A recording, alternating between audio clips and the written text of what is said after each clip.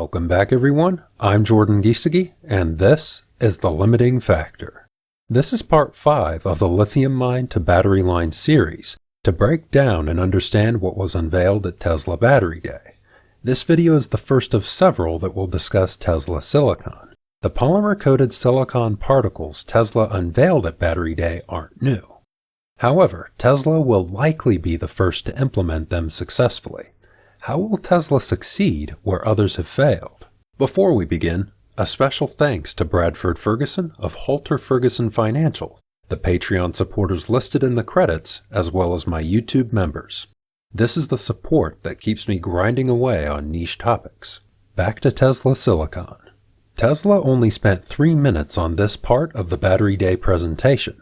This makes it one of the shortest parts of the Battery Day presentation and may have given the audience the impression that what Tesla presented was cut and dry. This is not the case. Silicon anodes are extraordinarily complex, and scientists have been working on silicon anodes for 50 years. I did a 4-part series on graphite anodes, which is a well-established technology. I could easily do a 10-part series on silicon. What you'll be getting today is an executive summary of Tesla's specific approach and what might be required to make it work. That is, I'm going to highlight the challenges that Tesla's presentation didn't cover and give examples of the types of technologies that are needed to address those challenges. Why would Tesla want to use silicon in their batteries? First, in order to reduce the cost of batteries and accelerate the world's transition to sustainable energy, you need materials that are literally dirt cheap. Silicon is the second most abundant element in Earth's crust, and not only that, it's relatively easy to extract from mineral sources. Second, silicon can store roughly 9 times the energy of a typical graphite anode. However, silicon expands by 300% as it incorporates lithium into its structure. This expansion quickly disintegrates battery materials and shortens battery life. In the next slide, Tesla shows more detail on the types of degradation that can occur. I'll explain each one. In fact, I found the research paper that these images came from. The title of the research paper is Promise and Reality of Post-Lithium-Ion Batteries with High Energy Densities by Jong-Wook Choi and Doron Auerbach. I've cut the images from that research paper and overlaid them into Tesla's slide so you can see exactly what I'm referring to. The first panel of Tesla's slide refers to what the research paper referred to as pulverization. The lithium can only alloy with so much silicon before it ruptures and disintegrates. However, there is a critical size threshold for when this pulverization begins to occur. A particle below 150 nanometers will not pulverize itself. However, particles below 150 nanometers are difficult and expensive to mass produce. They also result in higher first-cycle losses. What are first-cycle losses? I'll explain using a graphite anode. The first time a battery is charged, the electrical load on the anode particles causes them to react with the electrolyte solution. That reaction forms what's called the solid electrolyte interface, or SEI. The SEI protects the anode particles and increases the cycle life of the battery. However, there is a cost to that protection. The SEI is formed from the lithium that the battery needs to charge and discharge. Smaller particles, such as those below 1 micron, and especially those below 150 nanometers, have more surface area and soak up more lithium.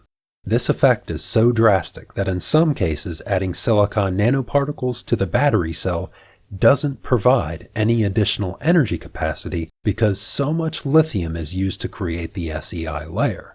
In other words, using particles below 150 nanometers can defeat the purpose of adding silicon to the battery cell in the first place. Above 150 nanometers, the particles begin to pulverize themselves. This once again leads to energy capacity losses. This is because the SEI forms around the pulverized fragments, which are of course less than 150 nanometers. Up until now, exactly 150 nanometers appeared to be the sweet spot for silicon anode particles because it was the largest particle size that didn't pulverize. However, even at exactly 150 nanometers, the particles are 1/200th the size of a typical anode particle and have a huge amount of surface area for the SEI layer to form, which gobbles up lithium in the battery cell. The ideal would be to have a particle that's much larger than 150 nanometers but pulverizes in a controlled way. This would reduce the surface area without most of the negative side effects. We'll come back to this. The way researchers usually make these high-loaded silicon anodes work is by doping the battery with extra lithium. Lithium doping is exactly what it sounds like. It means adding additional lithium into the battery during manufacturing. Doping with lithium is not a first principles solution because it doesn't solve the problem of the SEI layer gobbling up lithium. It's also a difficult engineering problem to solve at scale. It wouldn't be Tesla's style to take an approach that's not first principles and to solve a problem by adding a band-aid fix, such as lithium doping. I'm also taking Tesla at face value in their presentation when they say that the 20% range increase was from silicon. Lithium doping would be more than silicon. The second panel of Tesla's slide refers to delamination. In order for a battery anode to remain functional, it must allow electrons a path out of the anode to whatever device the battery cell is powering. During the charge cycle, the silicon expands 300% and the particles push away from each other. Then, when the battery is discharged, the particles shrink and become electronically disconnected from each other. This is because the elastic binder that holds the anode together stretches so much that it ruptures, and the particles don't snap back into place. As a fun fact, one of the binders that researchers have used to try and fix this problem is spandex. The third panel is the gooey SEI layer that Elon was talking about. A moment ago, I explained how the SEI layer forms using graphite anode as an example. Graphite anodes expand by only a few percent during charge and discharge, so it's easier to maintain a stable SEI layer. However, with silicon, the SEI layer can't form a stable surface because it pulls apart like tissue paper as the silicon expands. When the particle contracts, it leaves behind debris of SEI fragments, which look like satellites orbiting the delithiated particle. In the next charging cycle, both the satellites and the particles react once again with the electrolyte solution and form a thick SEI layer that covers all the particles.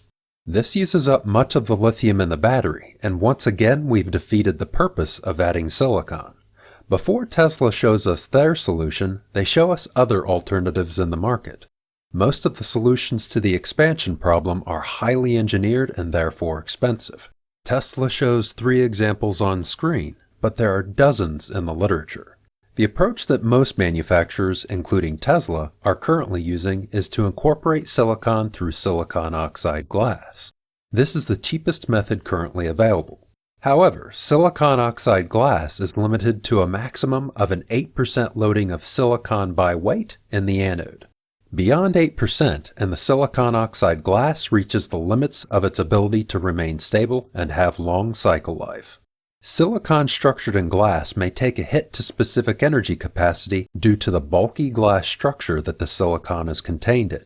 One paper indicated a 30% loss in energy density due to the added bulk of the silicon oxide glass. The next is silicon structured in graphite. Several manufacturers appear to be working on something like this. However, most of them are quite secretive and haven't actually shown their particles. The only company that has shared their particle that I'm aware of is Tolga Resources.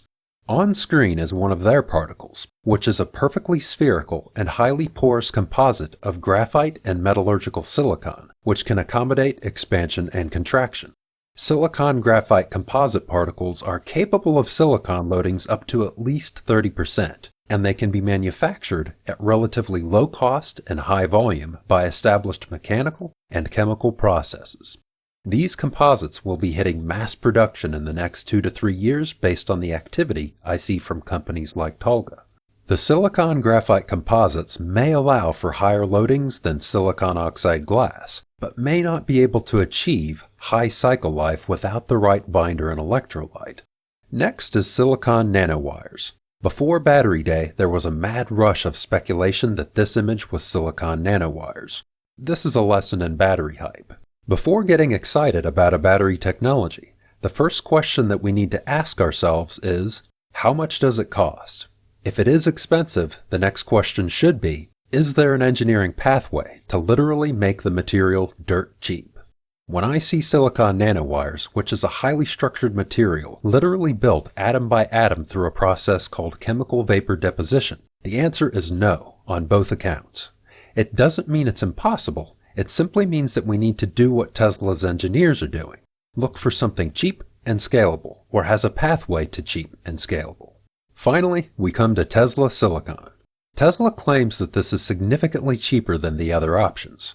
This leads us to the next slide, where Tesla explains that their solution is a polymer-coated silicon material, which, by implication, solves the issues related to pulverization, delamination, and the thick SEI layer. However, as we'll see, their explanation seems incomplete.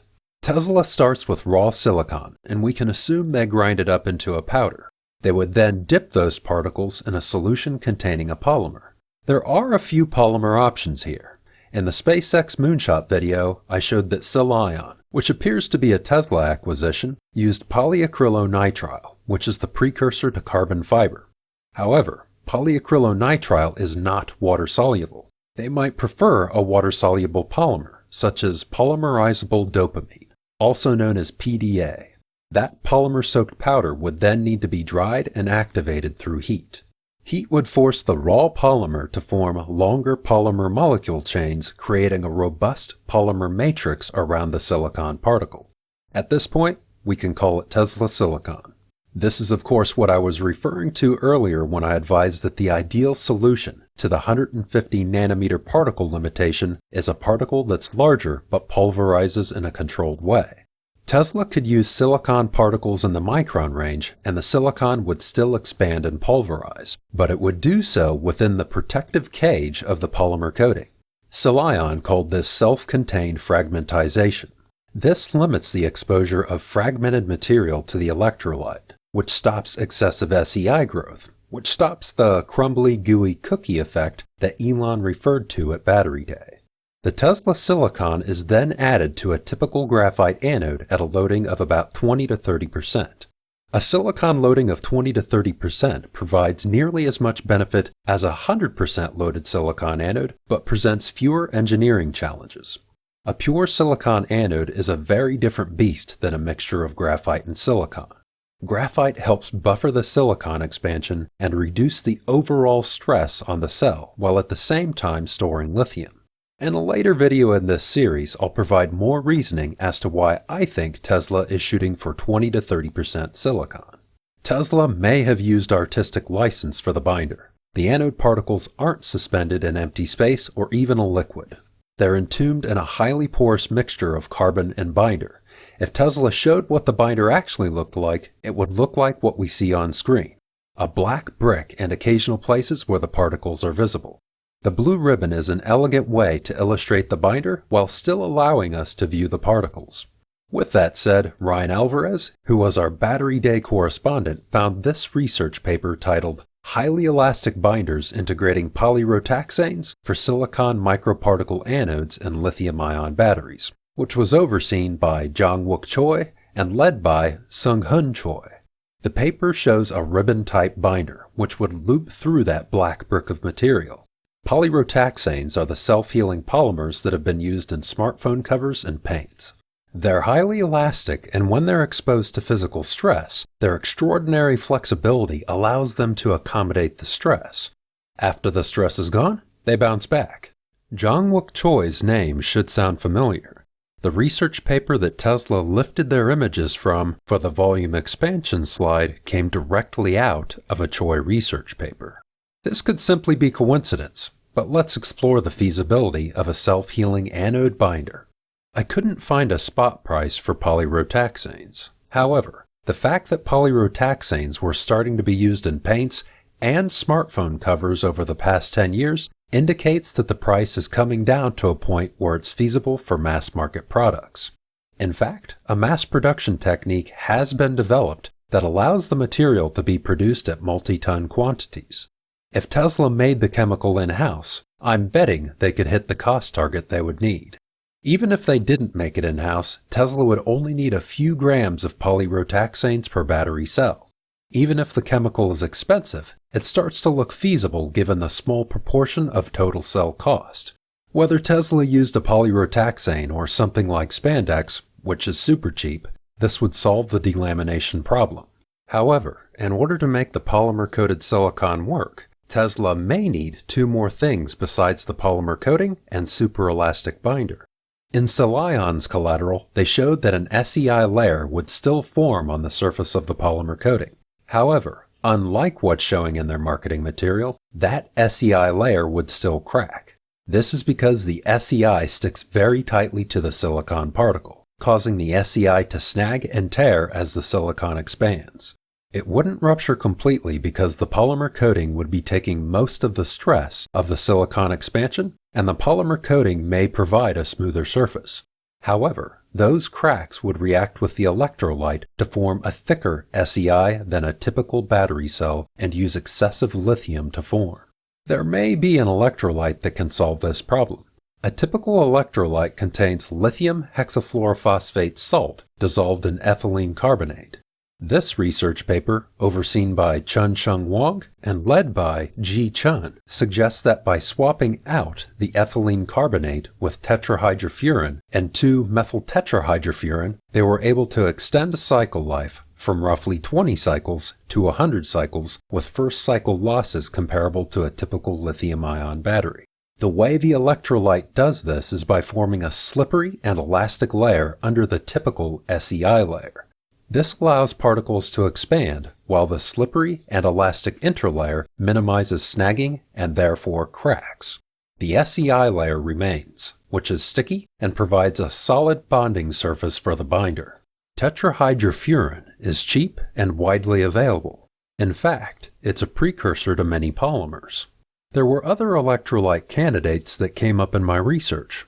However, I chose this one because besides being a persuasive and cost-effective option, it came from the University of Maryland, which has one of the best electrolyte labs in the world. A typical battery lasts 2,000 cycles, which makes 100 cycles sound terrible. However, the particles Wang and Chun were cycling had a diameter of greater than 10 microns. This means the particles were nearly 100 times larger than the 150 nanometer particles we discussed before. Furthermore, the silicon they were using had no polymer coating and no self-healing binder. The right particle size and shape, polymer coating, and the self-healing binder would each provide massive gains in cycle life. In other words, if an advanced electrolyte that can form a slippery layer under the SEI is combined with a highly elastic binder and silicon particles in the low micron range that are coated with a conductive polymer, Tesla could very well have cracked the silicon code. This would be an achievement that the industry wasn't expecting to be in production for another 2 to 3 years. That is, a 20 to 30% silicon loading providing a 20% range increase at reduced cost. Furthermore, no new equipment would be required. It would be a drop-in solution. What about cycle life? Even with all the innovations we see above, there's no evidence that Tesla silicon will exceed the cycle life of Tesla's current batteries. With that said, there is no research I could find on cycle life for the combination I've suggested above, so it's difficult to know either way. My guess is that batteries with Tesla silicon match the cycle life of Tesla's current batteries. However, we'll cover this in more detail when we get to the cathode section of the Battery Day presentation. The cathode does give us a hint where Tesla is headed with cycle life. I don't know if all of these solutions listed above could be stacked into the same battery cell, but there was nothing to indicate that they couldn't be. There were some potential showstoppers I found as I worked through the research, but nothing to indicate incompatibility. Furthermore, after pulling all this together, I'm thinking that even if this isn't exactly what Tesla has done, it's the correct path. Taken together as a set, these innovations form a beautiful first principles solution to driving a low-cost and scalable silicon anode. We've been using graphite anodes in our batteries for 30 years for a reason. The next logical step, which is silicon, may take all 4 brilliant innovations above to make silicon work. This is extraordinarily advanced technology that's taken decades to come into maturity. In fact, it may be that Tesla is still putting these battery cells through testing, and it could be 18 to 24 months before they're confident enough to put them in vehicles. Tesla's first priority will be safety and reliability, and testing batteries for these factors takes time. And to further complicate testing, the line these batteries are produced on is still under development. Tesla has produced thousands of cells on the dry battery electrode line, and many would have been diverted for testing. Tesla could roll out their first DBE lines without Tesla silicon and still achieve huge gains in cost and energy density. Regardless, they'll take the appropriate path, whether that means slowly increasing the amount of silicon or jumping directly to a 20 to 30% silicon loading with the first 4680 line at Giga Berlin. In the Tesla Secret Sauce video, I suggested that DBE might also help make a high-loaded silicon anode viable. The reason for this is that DBE forms cohesion and adhesion bonds that are over 50% stronger than a wet slurry-coated electrode. Although this would help with delamination, on its own it may not be enough to solve the delamination problem. However, it could allow for higher silicon loadings and therefore higher energy density than a wet slurry-coated anode. This will be covered further in an upcoming video on Giga Nevada. In the past, I said it looked like Tesla was cooking something up in Broomfield, Colorado with Sil-Ion, and that they might be incubating and accelerating a high-loaded silicon anode from 4 to 5 years down to maybe 2 years. If this is ready to go into a vehicle today, Tesla destroyed my expectations. If it ends up being 18 months or more, I had the right idea. Many people wondered why I said my battery day predictions were for within 1 year of battery day. It should be very clear now on why I said that. Tesla unveiled a bundle of technologies, and I had to consider which technologies were ready now and which needed a couple more years for testing. We have a lot more to cover in upcoming videos, such as whether I was expecting this approach, what it means for Giga Nevada, and myths around Tesla silicon. And, of course, we still need to dig into the cathode, clay and salt, and the structural battery. In the next video, we'll cover the fast charging possibilities of a high-loaded silicon anode. Drew hinted to this possibility in the Q3 earnings call, where he said that the fundamental limiting factor of a high charge rate is lithium plating, which can be addressed by the correct electrode design and material choice. If you enjoyed this video, please consider supporting me on Patreon with the link at the end of the video, or snag something off the merch shelf below. I'm also active on Twitter and Reddit. You can find the details of those in the description, and I look forward to hearing from you. A special thanks to William Gibson and Nick Allen for your generous support of the channel, all the other patrons listed in the credits, and my YouTube members. I appreciate all of your support, and thanks for tuning in.